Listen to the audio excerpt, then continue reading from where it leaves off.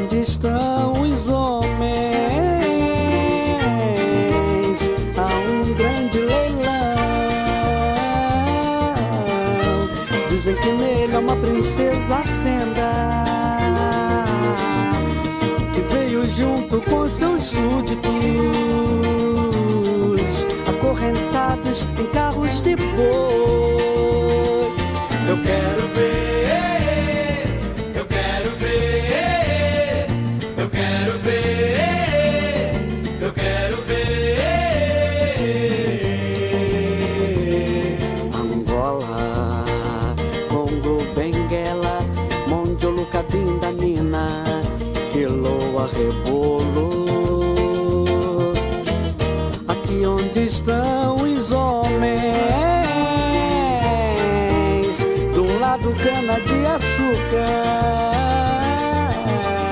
do outro lado cafezal, ao centro senhores sentados,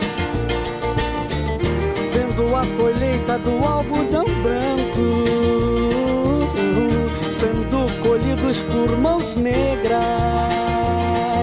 Eu quero ver, eu quero ver, eu quero ver, eu quero ver. Quando o zumbi chegar, o que vai acontecer? Zumbi é senhor das guerras, é senhor das demandas.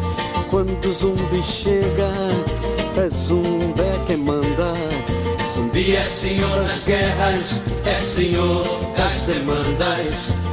Quando o zumbi chega, é Zumbé quem manda.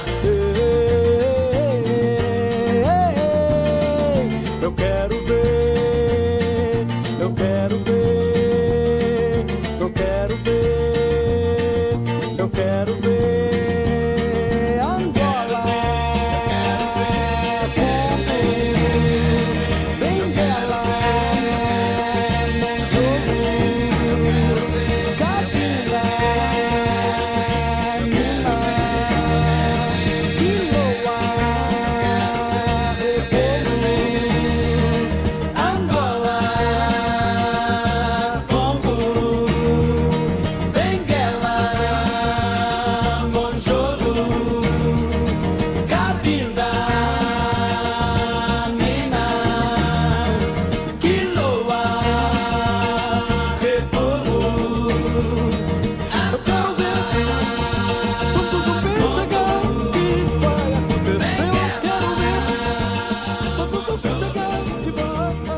Quando eu tinha 15 anos,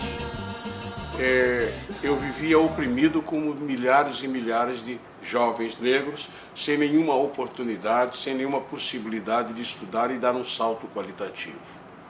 Hoje, transcorridos aí mais de 60 anos, não é? Hoje as coisas deram um salto que eu não sei para onde estão caminhando, mas não é mais aquilo.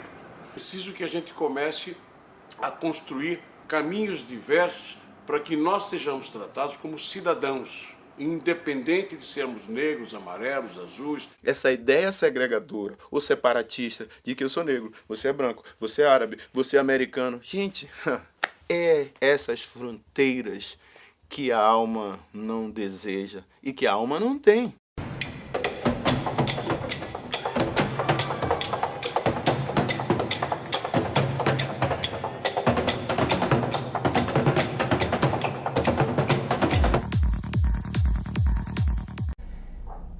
Eu diria que existe um olhar branco que celebra a abolição como uma vitória da elite branca brasileira sobre a barbárie, que era a exploração do negro no século XIX, o século das grandes revoluções humanitárias, depois do século das luzes e tal.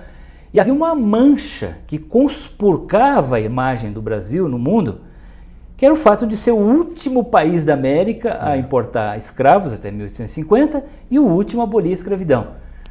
Então, para melhorar a nossa imagem no mundo civilizado, o Brasil promove a abolição em 1888. O jornalista e escritor é o autor da trilogia dos livros 1808, 1822 e 1888. Todos foram premiados, são best-sellers e venderam 2.500.000 exemplares no Brasil, Portugal e Estados Unidos. O mais recente cobre um período de 250 anos entre o primeiro leilão de cativos africanos em Portugal, em 1444, até a morte de Zumbi dos Palmares, em 1695. Ao fazer esse trabalho, me dei conta que a escravidão é o assunto mais importante da história do Brasil, né? O Brasil foi o maior território escravista da América, recebeu quase 5 milhões de escravos, até a meados do século XIX, quando houve a Lei Eusébio de Queiroz, que acabou com o tráfico negreiro. Foi o último país da América a acabar com a escravidão, com a Lei Áurea de 1888.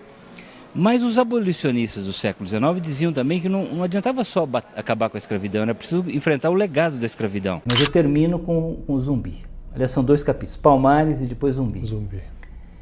Em que eu digo que o Zumbi, morto biológica e fisicamente em 1695, degolado e com a cabeça exposta lá no Pátio do Carmo, no Recife, para servir de exemplo aos outros escravos, ele continua muito vivo e envolvido numa guerra. Tem uma guerra pelo calendário cívico brasileiro hoje, capitaneada pelo Zumbi. Então são 2 datas e 2 personagens que se confrontam. O 13 de maio, da Princesa Isabel. Data da Lei Áurea, e o 20 de novembro, Dia da Consciência Negra, dia da morte do Zumbi dos Palmares. E são 2 maneiras de olhar a história da escravidão no Brasil. Eu diria que um é um olhar branco, de uma vitória branca contra a barbárie, que é a Lei Áurea, e a outra é da luta negra, né, contra o escravismo, a luta dos negros hoje. Mas esses mitos e esses acontecimentos do passado, eles têm às vezes uma dimensão imaginária que nem sempre é real. Então, o Zumbi é um personagem, o personagem real se sabe muito pouco a respeito dele. Aliás, há dúvida se realmente existiu só um zumbi ou vários zumbis em Palmares. Seria uma nomenclatura de um chefe guerreiro, um comandante de armas, que se chamaria Zumbi. E o último que morreu em 1695 seria um dos zumbis. Não existe história do Zumbi escrita do ponto de vista de Palmares, nenhum relato, é sempre pelo relato das expedições que foram mandadas contra Palmares. Então é uma coisa secundária. Mas aos poucos foi se construindo um zumbi imaginário.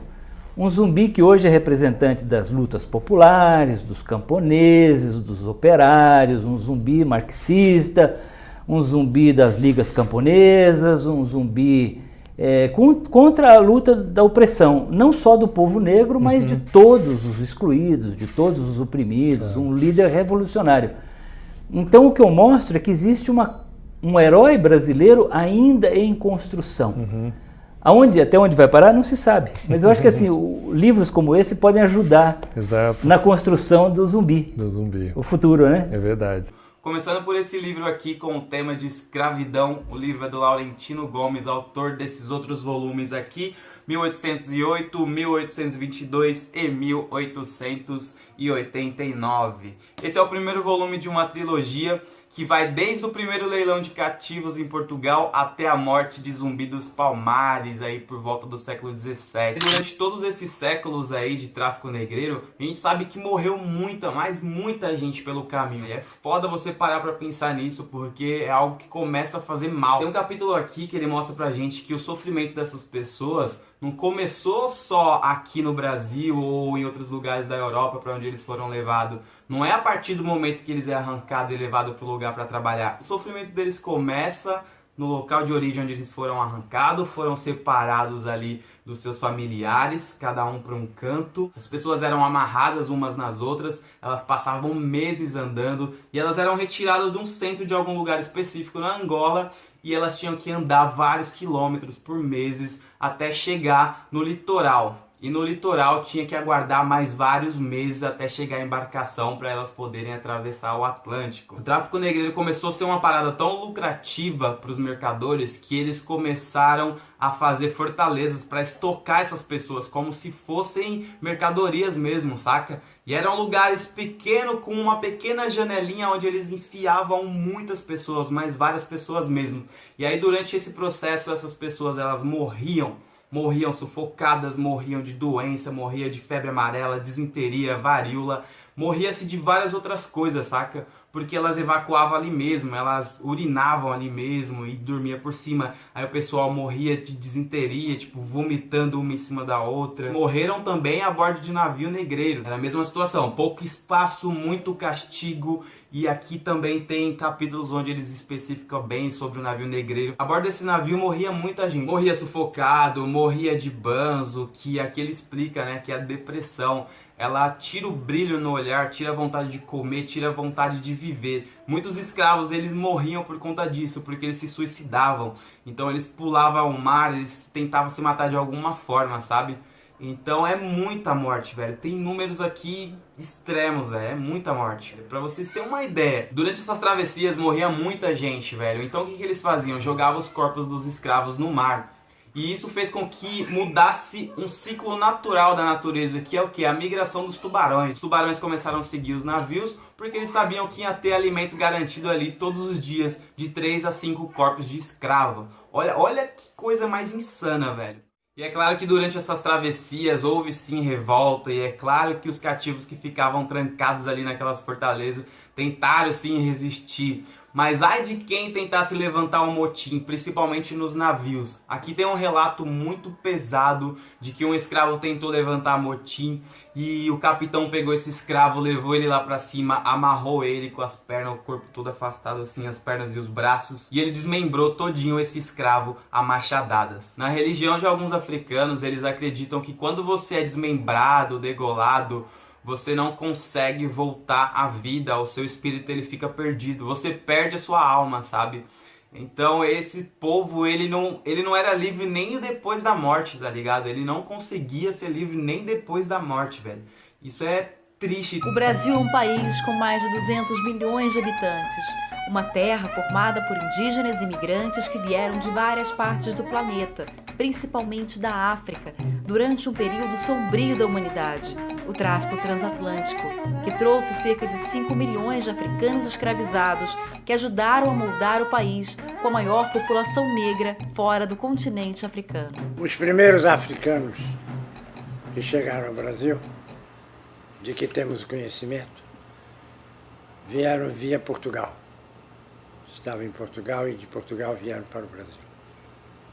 Depois vieram africanos escravizados, trazidos da Senegâmbia, da Alta Guiné e desde muito cedo do Congo, sobretudo do noroeste da atual Angola, que era o centro do Reino do Congo. Há um capítulo extraordinário da história da humanidade que é pouco narrado e que deve ter um espaço bastante amplo na história dessa que foi a maior das imigrações forçadas que a história conheceu, que foi a imigração forçada de africanos para as Américas. Não se pode escrever a história do Brasil, nem compreender o Brasil, sem uma presença africana muito clara e que chega longe desde cedo. Dizia Herbert Baldos que quanto mais se entrava para o interior do Brasil, mais se ficava índio, ficava-se também mais africano. Existe uma dimensão mais profunda do código genético brasileiro, que é a raiz africana. Claro, também a raiz indígena, mas os indígenas foram exterminados. O Brasil matou 1 milhão de índios a cada 100 anos. Nossa. Nos 3 séculos depois da chegada do Cabral, com doenças e coisas assim. Todos os ciclos econômicos do Brasil, o pau-brasil, o açúcar, o ouro, o diamante, o tabaco, as charqueadas no Rio Grande do Sul, o algodão, depois o café, foram movidos à mão de obra cativa. Então, para entender o Brasil, é importante olhar a construção dessa África brasileira, que hoje é onipresente no Brasil, né? Mesmo se você for em Santa Catarina, Rio Grande do Sul, a cultura africana se manifesta lá de alguma forma. Em determinado momento da vida, quem eram os homens de grande prestígio no Brasil? Carlos Gomes, mulato. Juliano Moreira, grande psiquiatra, maior psiquiatra do seu tempo, negro. Teodoro Sampaio, grande geógrafo, negro. E vai por aí. Uma presença muito grande do mulato, do mestiço, do negro na vida brasileira, que de uma certa maneira ele foi perdendo com o passar dos anos, na medida em que tornou-se mais visível para cada um de nós a marginalização dos descendentes de africanos no Brasil. Tudo que nós já fomos, o que nós somos hoje e o que nós seremos no futuro, tem a ver com essa raiz africana, mas também com a forma como nós nos relacionamos com essas raízes, né? Porque não é só uma questão histórica, eu diria que a escravidão, ela está presente na história do Brasil hoje. Seja nas estatísticas, que mostram um degrau absurdo de oportunidades entre brancos ou descendentes de europeus e descendentes de africanos, em todos os índices estatísticos, todos, de renda, de moradia, de educação, é a maior população carcerária brasileira, é o que tem menos professores, menos ministros, não tem nenhum ministro do Supremo Tribunal Federal, não tem nenhum senador, não tem nada. Mas também na forma de preconceito. A escravidão está hoje na agenda política, ela elege presidente da República, elege governador, elege deputado, elege senador, e de uma forma muito polarizada, né? Então acho que é importante jogar luz nesse assunto para dar uma qualificada nessa reflexão. Afinal, do que é que nós estamos tratando? É o que eu procuro fazer. Quando você tem o conhecimento, quando você busca o conhecimento, você sente quando a divisão de rendas é injusta, você sente quando a divisão racial, vamos dizer, ela é perversa. Cinema, sempre gostei muito de cinema, então eu aprendi muito com cinema, e alguns filmes que eu vi quando era menino, hoje eu morro de rir, porque eles eram absolutamente contrários a mim enquanto etnia, e hoje eu entendo melhor isso. Então a gente só pode se defender quando você tem o conhecimento. O nosso mapa é diferente. O nosso mapa não aceita mais, não deve aceitar mais esta diferença.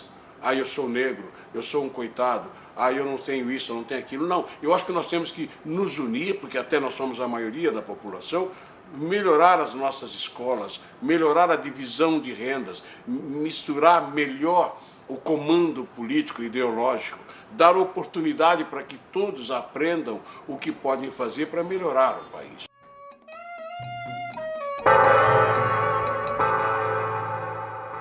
Ser negra no Brasil é sempre ser suspeita, esperar 5 minutos a mais na fila, né? Porque geralmente você entra numa loja e as vendedoras meio que desconversam ali. Ser negro no Brasil é muito complexo, né? Viver numa linha tênue entre a desconfiança e o achar. A gente já é excluído por ser negra, pobre, né? E nordestina. Aí pronto, aí. Ser negro no Brasil, eu acho que é uma das situações mais contraditórias que existem, né? É enfrentar preconceitos, intolerância, discriminação. Ainda assim, o racismo está aí diariamente, em todos os cantos, em todos os lados. Nós somos 54% da população. O Brasil é um país de negros e a gente não vê essa representatividade nesses espaços, e isso é visto com muita naturalidade. Os dados estão aí para revelar para a gente a contradição que é ser negra no Brasil. E de não ser feliz, talvez, por isso, mas por causa de uma história de colonização. Eu sou casado com uma mulher branca e já me perguntaram se eu era o motorista dela em alguma situação. Já me olharam com um olhar de repreensão, tipo, o que será que aquela branca está fazendo com aquele negro? Eu já cheguei a ouvir de pai de namorada e mãe de namorada as frases do tipo, eu não criei minha filha para se relacionar com um negro. Eu me lembro da primeira vez que eu vivenciei assim, o racismo na minha vida. Eu tinha uns 9 anos de idade, 8, 9 anos. E eu estava no estacionamento de mercado com meu pai, a gente estava de carro, chegando para estacionar o carro. Eu dou aula de poesia e eu cheguei na instituição que eu ia dar aula a primeira vez e aí eu não sabia o endereço. E aí uma moça chegou e, eu te ensino o caminho, eu vou com você, eu trabalho lá.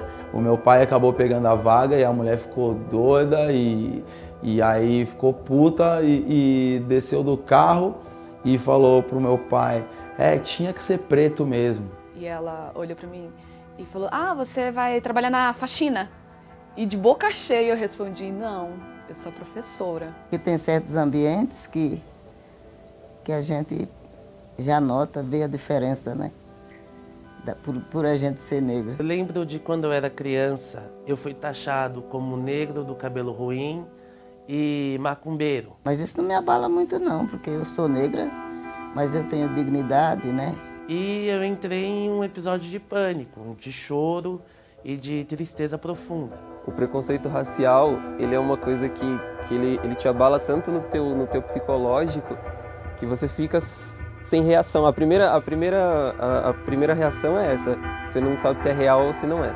E aqui no Brasil, como ninguém quer assumir-se racista, né? Então a gente fica criando essas situações e levando tudo no banho-maria. As pessoas são muito assim. O que não é um problema dela é mimimi, tá ligado? A gente vê várias postagens na internet falando que não precisa de um dia da consciência negra, porque precisamos sim de uma consciência humana. A única consciência humana que eu conheço é um grupo de rap da Zona Leste, né, que me ensinou muito sobre a africanidade, né? Pro homem, a luta feminista é mimimi. Pro heterossexual, a luta dos homossexuais é mimimi. Pro branco, a luta do negro é mimimi, tá ligado? Como é que a gente vai conseguir superar o racismo se a gente não assume o racista que existe em cada um de nós? Tem uma música que é a Só Deus Pode Me Julgar, do MV Bill, que foi uma música que ela foi essencial para eu escolher cantar rap, assim. Eu já tava escrevendo meus rap. O refrão fala, mantenho minha cabeça em pé, fale o que quiser, pode vir que já é, junto com a ralé, sem dar marcha ré, só Deus pode me julgar, por isso eu vou na fé. É o refrão da música. Acaba tendo tudo a ver com ser negro no Brasil, né, esse refrão, tá ligado? Às vezes me perguntam, por que falo tanto da África, se lá nunca estive? E por que sinto tantas saudades, se de lá nunca parti? E eu respondo com a certeza de quem sempre sentiu assim. Nunca estive na África, mas a África sempre esteve em mim. Lembre-se que você assiste as entrevistas, matérias e debates do Programa Diferente na íntegra em programadiferente.com e na tvfap.net. Siga também as nossas postagens nas redes sociais com a hashtag Programa Diferente. Comente, curta e compartilhe. Participe!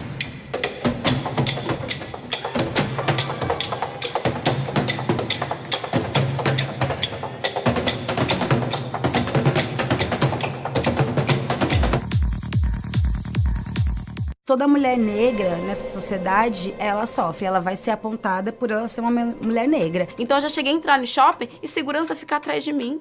No carnaval a gente vira rainha, só no carnaval. Porque depois dele, você é só uma pretinha de trança no ônibus. Eles me xingam de macaca e de fedida. Nossa, prende esse cabelo, corta esse cabelo. Então eu não queria ser negra. Eu ficava com um pregador no nariz pra afinar. Me lavava, já pensei em passar limão no corpo pra poder ficar branca. A menina perfeita da propaganda era sempre loira ou branca do cabelo castanho. Cadê a garota negra ali? Se cada vida é um filme, eu sou protagonista do meu próprio filme. Porque a pessoa se falar eu sou negra, é uma resistência, né? E hoje eu falo, eu tenho poder sim, eu vou me aceitar sim, eu vou aceitar do jeito que eu sou, meu cabelo é crespo sim. E é isso que as pessoas têm que ver.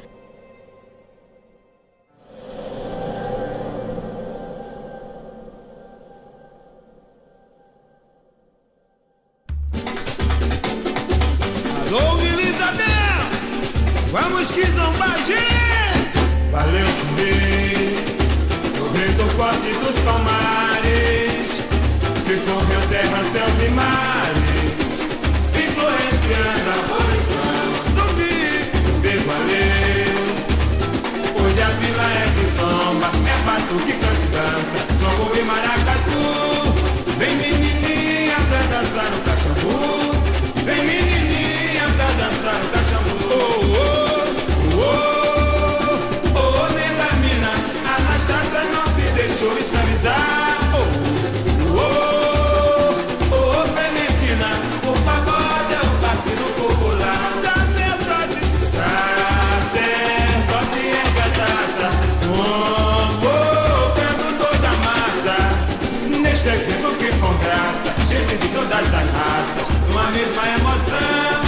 Esta que zomba é a nossa Constituição, esta que zomba é a nossa Constituição. Que magia, que magia, reza a Jejum e orixás.